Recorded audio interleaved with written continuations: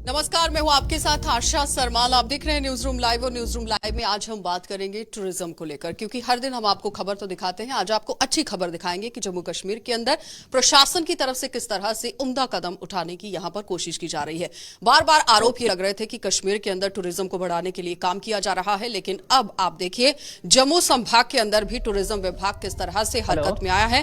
Sinthan top आपको लिए चलेंगे। कुछ दिन पहले आपने देखा था कि सिंथन टॉप पर रास्ते को खोलने को लेकर बात हो रही थी, लेकिन आज यहां सिंथन फेस्टिवल की शुरुआत कर दी गई है। एक बाइक रैली के साथ इसकी शुरुआत हुई है और साथ ही साथ आपको ये बताते चलें कि टूरिज्म की अगर हम बात करें तो जम्मू कश्मीर का 8% जो जीडीपी है वो टूरिज्म से आता है। तो कुल मिलाकर आप देखिए 4.88 करोड़ जो अभी तक टूरिस्ट हैं वो जम्मू कश्मीर में पहुंच चुके हैं। और पिछले अगर हम 2 महीने की बात करें, जिसमें 2023 के जनवरी और फरवरी का महीना आता है, तो उसमें 20,000 से भी ज्यादा लोग यहां पर टूरिस्ट जो है वो पहुंच चुके हैं। तो कुल मिलाकर आप देखिए जीडीपी को बढ़ाने के लिए भी टूरिज्म काफी तरीके से अहम रोल यहां पर अदा करता है। और उसी के साथ जम्मू संभाग और कश्मीर संभाग को हमेशा बांटकर देखा जा रहा था, लेकिन अब आप देखिए एक पहल प्रशासन की तरफ से, विभाग की तरफ से जरूर की गई है, जिसमें जम्मू संभाग के भी अलग अलग जगहों को जो टूरिस्ट स्पॉट हैं उन्हें अपग्रेड करने की कोशिश की गई, उन्हें भी लाइमलाइट में लाने की कोशिश की जा रही है। अजय शान के पास चलेंगे, क्योंकि सिंथन फेस्टिवल की शुरुआत हो गई है जिला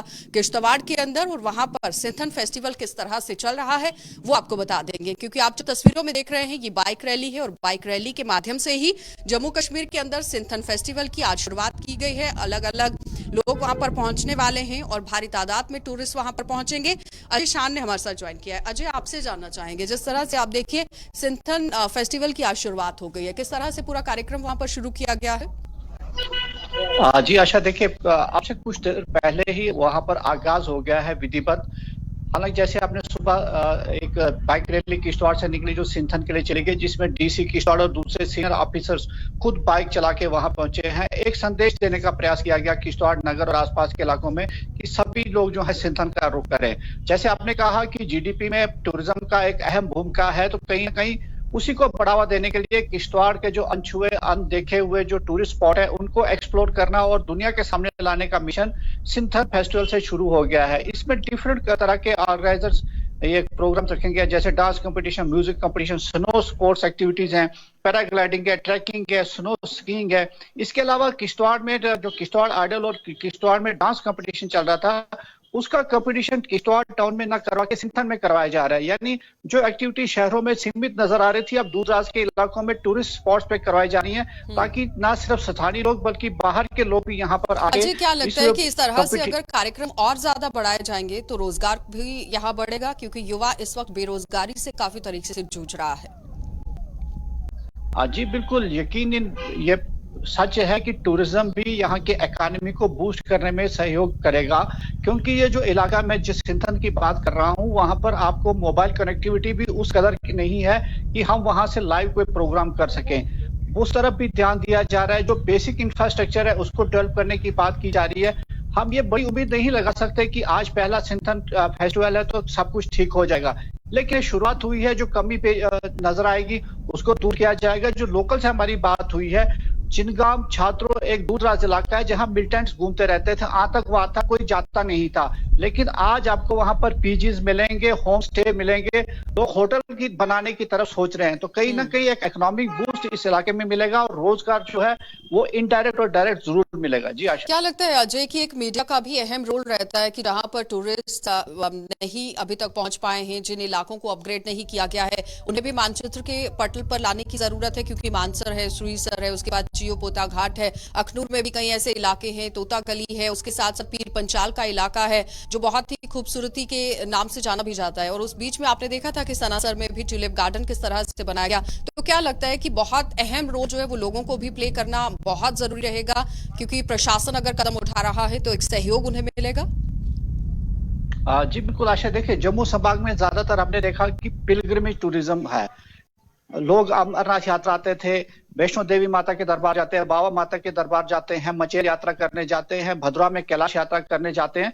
लेकिन उसके साथ साथ जो यहाँ के दूसरे पर्यटक स्थल हैं, खूबसूरत स्थान हैं, झरने हैं, पहाड़ियां हैं या दूसरे झीलें हैं, तो उन तक पर्यटकों पहुंचाने के लिए समाज को भी कहीं ना कहीं सामने आना पड़ेगा। आजकल सोशल मीडिया का जमाना है, मेन स्ट्रीम मीडिया है, सबका मदद लेके आगे बढ़ा जा सकता है। और ये दिन दूर नहीं लग रहा, हम जैसे कि अब एक्टिवेट हो गई है, सरकार भी भाग ले रही है, पूरी तरह से अपना रोल चलिए प्ले अजय, कर बहुत रही है बहुत कि धन्यवाद कश्मीर जुड़ने के के साथ लिए। तो साथ जम्मू फिलहाल का टूरिज्म टूरिज्म को भी लेकर एक्सप्लोर बात होगा। हो रही थी कि किस तरह से टूरिज्म को बढ़ाने की कोशिश यहाँ पर जम्मू कश्मीर प्रशासन की तरफ से की जा रही है। लेकिन जिला किश्तवाड़ की अगर मैं आपको थोड़ी सी जगहें गिनवा कर दिखा दूं तो टीआरसी है जो गेस्ट रूम वहां पर बनाया गया है, पिलग्रिम टूरिज्म, मचेल यात्रा है, सरथल माता है, मड़वा है, उसके बाद दर्जन के करीब बच्चों को सिलेक्ट भी यहाँ पर किया गया था। कई ऐसे व्यू पॉइंट हैं जो चेनाब के पास हैं, संथन टॉप है, गुलाबगढ़ है और उस बीच में तत्तापानी इलाका है जो हॉट स्प्रे के नाम से भी जाना जाता है। तो 8000 स्क्वायर किलोमीटर का ये एरिया है पूरी तरह से किश्तवाड़ का, जिसमें आज सिंथन फेस्टिवल की शुरुआत की गई है। तो काफी तरीके से आप देखिए टूरिज्म को बढ़ावा दिया जा रहा है। अब आपको मैं अपने अगले सहयोगी के पास लिए चलूंगी और दिखाएंगे कि किस तरह से जम्मू कश्मीर के अंदर हालात जो है वो बन रहे हैं।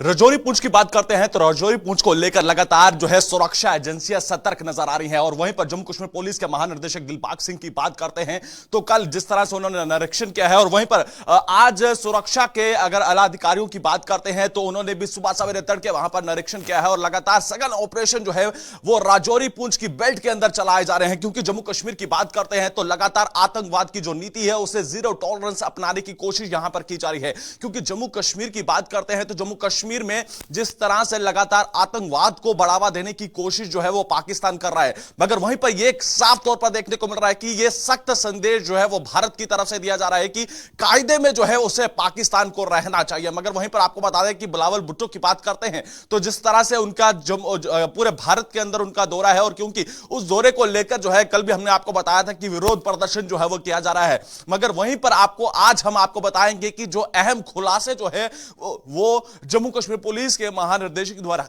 जो है वो किए गए हैं, जिसमें साफ तौर पर जाहिर किया गया है कि लगभग 221 के करीब जो है संदिग्धों को हिरासत में लिया गया है। और इसी के साथ साथ ये सघन ऑपरेशन चलाने के बाद जो है इन तमाम संदिग्धों को हिरासत में लिया गया है। और मुख्य तौर पर जो 12 ऐसे हैं जिन्हें लगातार हिरासत में लेकर तो पूछताछ की जा रही है, और वहीं पर 3 ऐसे बड़े नाम जो है वो देखने को मिले हैं जो लगातार एक परिवार जो पूरी तरह से उन आतंकियों को शरण दे रहा था। और ये जम्मू कश्मीर पुलिस की स्टेटमेंट है, ये साफ तौर पर महानिर्देशक की बात करते हैं, वो कहते हैं कि लगभग 9 से 12 के करीब आतंकी जो है वो राजौरी पुंछ की बेल्ट के अंदर जो है वो सक्रिय हैं। और इससे ठीक पहले वर्ष 2021 की बात करना चाहूंगा। वर्ष 2021 को जिस तरह से अक्टूबर महीने में जो है वहां पर जो है हमला किया जाता है, जहां पर हमारे 9 जवान जो है वो वीर गति को प्राप्त होते हैं। मगर उसी बीच आपको बता दें कि उसके बाद 2023 के वर्ष की बात करते हैं राजौरी के डांगरी इलाके की, वहां पर भी जिस तरह से चाइनीज, इसमें भी एक बड़ा खुलासा यह देखने को मिला है कि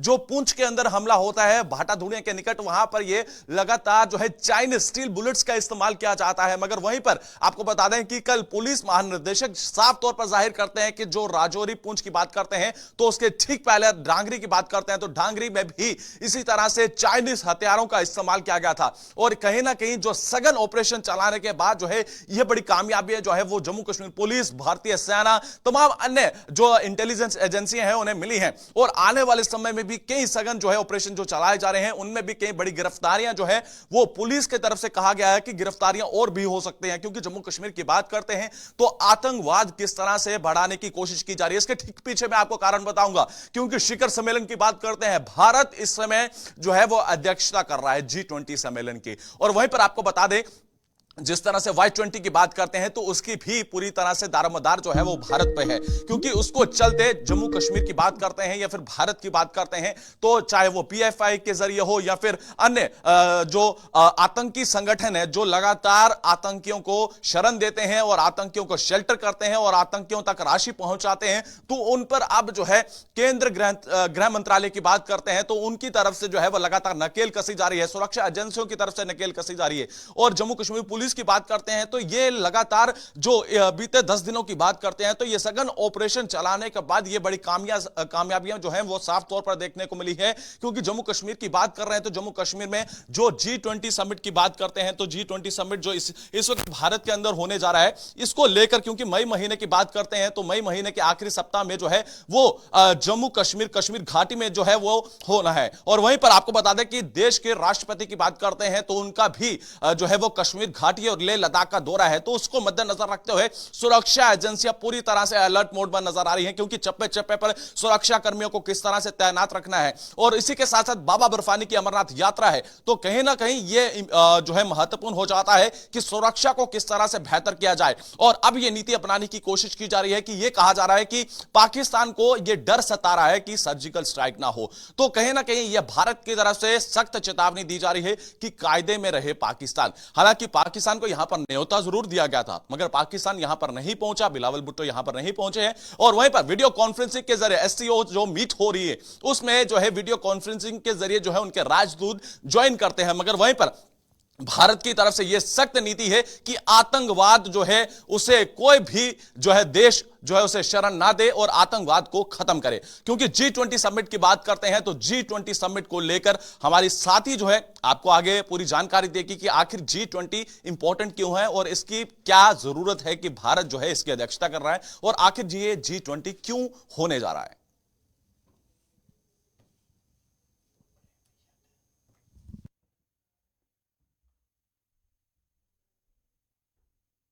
से अनिल ने आपको बताया कि G20 का बार बार जिक्र हो रहा है, इंडिया को जहां पर प्रेसिडेंसी मिली है G20 की, और वहीं पर काफी जो चर्चा है G20 के बारे में और कई जगहों पर मीटिंग भी की जा रही है।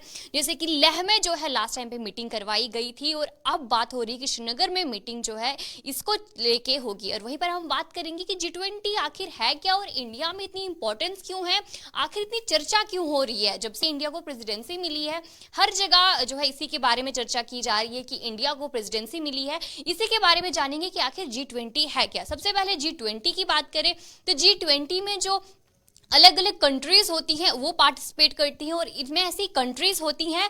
और अगर मैं रोटेशनरी की बात करूं तो इंडिया जो है इस बारी इसमें इन्वॉल्व है। अलग अलग कंट्रीज हर साल को जो है एक साल के लिए G20 में शिरकत करती हैं।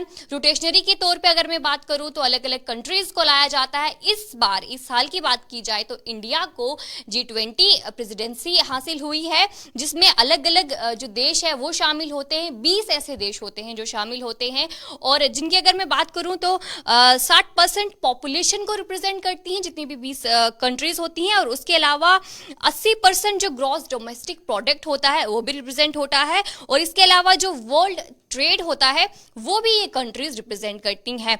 और अगर इंडिया की बात की जाए तो इंडिया को इस बार प्रेसिडेंसी मिली है, एक साल की प्रेसिडेंसी होती है। जिस तरीके से अलग अलग कंट्रीज इसमें इन्वॉल्व होती है। अब हम बात करेंगे कि G20 आखिर कब आया था। इससे पहले भी G7 होता था जिसमें 7 कंट्रीज जो होती थी, लेकिन अगर मैं बात करूं कि उसमें सिर्फ ऐसी कंट्रीज होती थी जो कि डेवलप्ड कंट्रीज होती थी।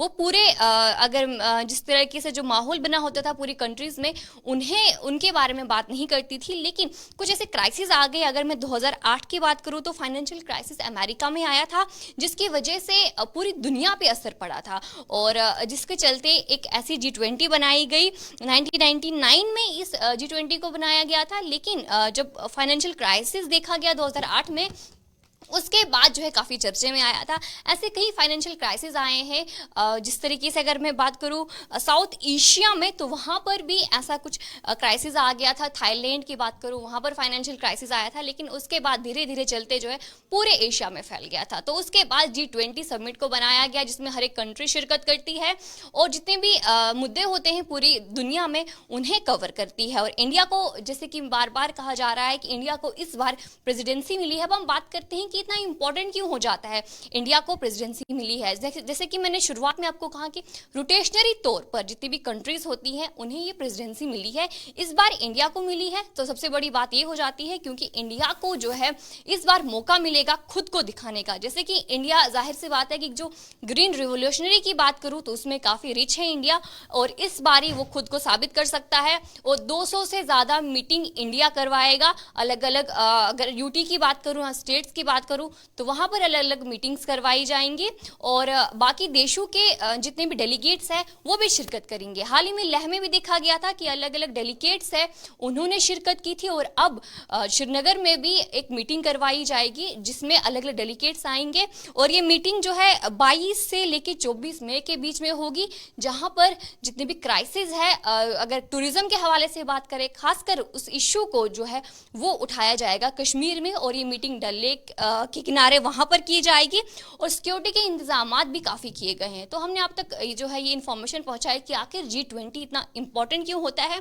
क्योंकि जितने भी इंफ्रास्ट्रक्चर होता है या जितने भी मुद्दे होते हैं अलग अलग कंट्रीज के, तो G20 जितने भी वहां पर इस मुद्दों को उठाया जाता है और इस बार इंडिया को प्रेसिडेंसी मिली है ताकि इंडिया इस बार इन्वॉल्व हो इन G20 में और जितने भी मुद्दे हैं अलग अलग कंट्रीज में उन्हें उठाए और इंडिया जो है इस बारी जो अगर जम्मू कश्मीर की बात की जाए, लद्दाख की बात की जाए या फिर अलग अलग कंट्री स्टेट्स की बात की जाए, वहां पर क्या मुद्दे हो रहे हैं उन्हें उठाए और एक काफी अच्छा मौका है इंडिया के लिए कि वो दुनिया की नजर में खुद को जो है वो उठा सकते हैं। तो चलिए बढ़ जाते हैं अगली खबर की तरफ, जहां पर जम्मू कश्मीर की बात की जाए तो चोरियों की वारदात जो है वो बढ़ती हुई नजर आ रही है। इस सिलसिले में हमारे अगली सहयोगी आपको इसी के बारे में अपडेट करेंगी।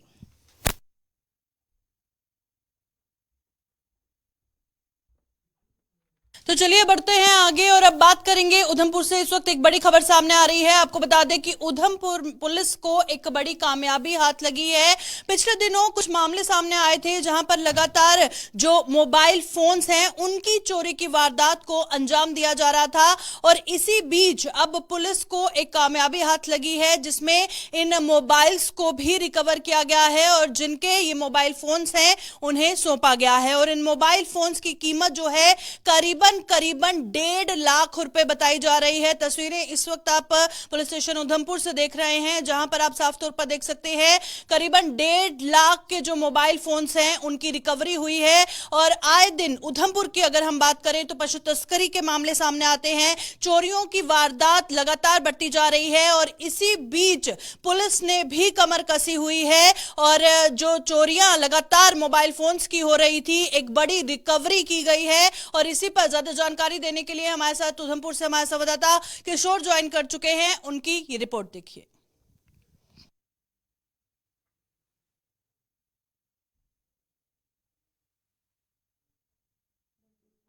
दिखाई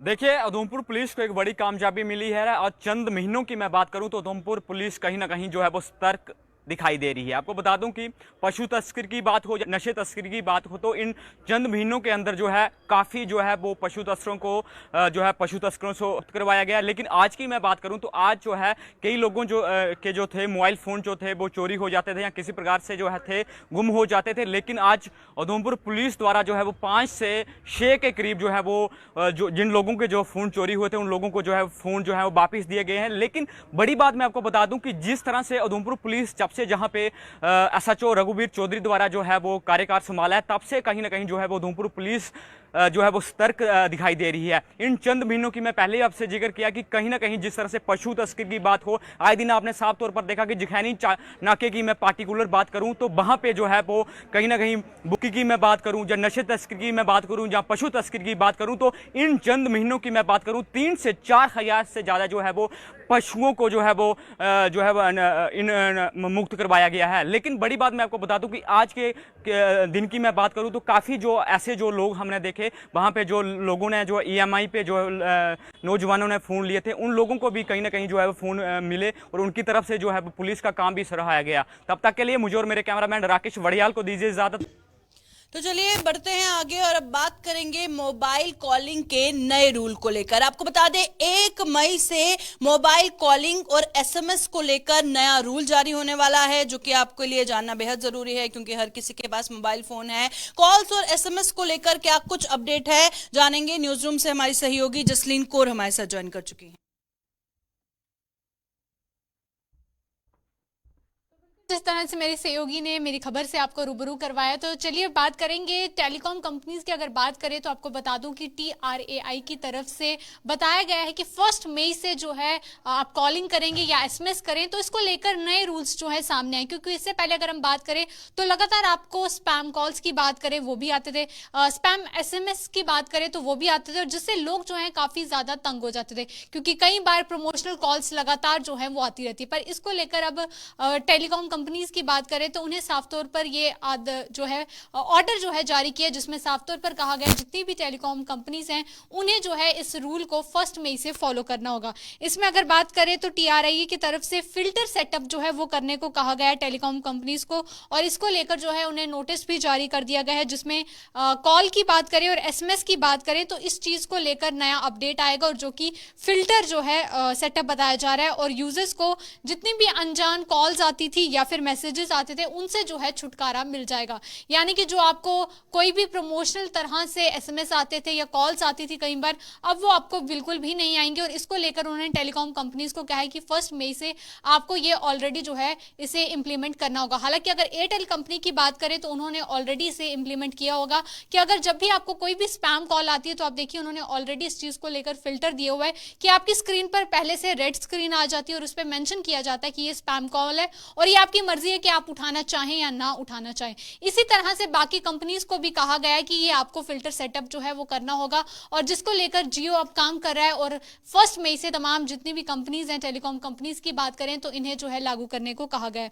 इसके साथ साथ उन्होंने ये भी कहा है कि इस बदलाव में अगर बात करें टेलीकॉम कंपनीज की तो इस पर भी काम किया जा रहा है कि जब भी आपको किसी की भी कॉल आए तो ऑटोमेटिकली आपके फोन में उस व्यक्ति की फोटो और जो नाम है वो आए। हालांकि इससे पहले अगर हम बात करें तो लोग जो है ट्रू कॉलर का यूज जरूर करते हैं और उससे जो है सिर्फ नाम ही देखने को मिलता था, पर इसको लेकर भी TRAI की तरफ से टेलीकॉम कंपनीज को फिलहाल इसको लेकर मशवरा जो है वो चल रहा है और इस पे बातचीत करी। पर हालांकि कुछ टेलीकॉम कंपनीज जो हैं इस रूल के फेवर में भी हैं और कुछ नहीं भी हैं। कुछ का कहना है कि इससे जो है लोगों की पर्सनल डिटेल्स जो है उन्होंने कहीं ना कहीं उसका जो है उल्लंघन होगा। तो इस चीज को लेकर अभी भी बातचीत जो है वो चल रही है, पर TRAI का यही मेन मकसद है कि लोगों तक जो भी कॉल आए तो उन्हें पता होना चाहिए किसकी कॉल जो है उन्हें आ रही है। लोग जो इस तरह से स्पैम कॉल्स करते हैं उनसे कहीं ना कहीं उन्हें जो है छुटकारा मिले।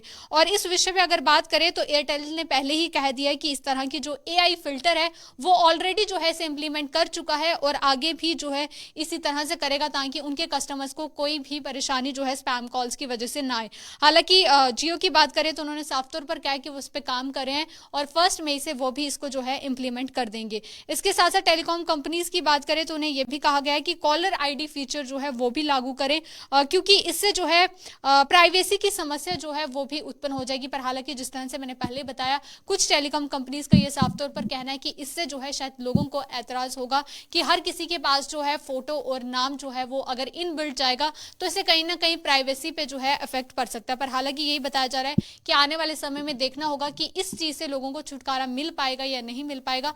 पर फिलहाल मेन जो 1 मई से जो नए रूल्स लागू किए गए हैं वो यही है। एक तो जो स्पैम कॉल्स की बात करें और SMS की बात करें तो कोई भी प्रमोशनल कॉल या SMS जो है वो आपको नहीं आएगा, क्योंकि कई बार देखते हैं तमाम कंपनीज के आपको इस तरह के प्रमोशनल मैसेजेस आते हैं जिसमें कहा होता है कितना % डिस्काउंट है, आप ये करें, तो वो तमाम चीजें अब आपको नहीं आएंगी और आपको उससे परेशान होने की बिल्कुल जरूरत जो है नहीं पड़ेगी। ये एक बड़ा फैसला जो है TRAI की तरफ से लिया गया है टेलीकॉम रेगुलेटरी ऑफ इंडिया की बात करें, और उन्होंने बताया कि 1 मई से ये लागू कर दिया जाएगा। और उसके साथ साथ जो प्राइवेसी की वाली जो बात बताई गई है कि आइडेंटिफिकेशन की बात करें, हालांकि उस पर सभी टेलीकॉम्पनीज जो हैं वो अभी तक उनका एग्रीमेंट जो है इस पर नहीं हो पाया। उन्होंने कहा है कि इसमें प्राइवेसी भी मैटर करती है, तो इस चीज को आने वाले समय में ही बताया जाएगा कि ये चीज भी जो है टेलीकॉम कंपनीज इंप्लीमेंट करेंगी या नहीं करेंगी। पर 1 मई से जितनी भी आपको फालतू कॉल्स जो है स्पैम कॉल्स, जंक कॉल्स की बात करें या प्रमोशनल कॉल्स SMS की बात करें तो वो बिल्कुल भी आपको नहीं आएंगी। आपको जो कॉल आएगी आपको पता होगा कि वो किसकी कॉल है। तो फिलहाल के लिए आज के इस न्यूज रूम लाइव में बस इतना ही। बाकी खबरों के लिए आप देखते रहें JK चैनल। नमस्कार।